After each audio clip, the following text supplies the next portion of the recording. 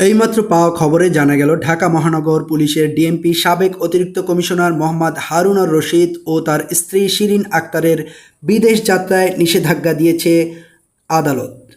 ঢাকা মহানগরের জ্যেষ্ঠ বিশেষ জজ মোহাম্মদ আসামস জগলুল হোসেন আজ মঙ্গলবার এ আদেশ দেন।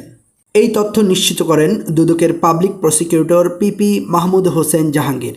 আজ দুর্নীতি দমন কমিশনে দুদক পক্ষ থেকে আবেদন করার পর আদালত এমন নির্দেশ দিয়েছেন বলে আদালত সংশ্লিষ্ট সূত্রে জানা গেছে। দুদকের আবেদনে বলা হয়, মোহাম্মদ হারুন আর রশিদের বিরুদ্ধে দুর্নীতি ও নানা অনিয়মের মাধ্যমে কোটি কোটি টাকার সম্পদ অর্জনের অভিযোগ অনুসন্ধান করছে দুদক। তিনি সপরিবারে দেশ ত্যাগের চেষ্টা করেছেন বলে দুদক জানতে পেরেছে।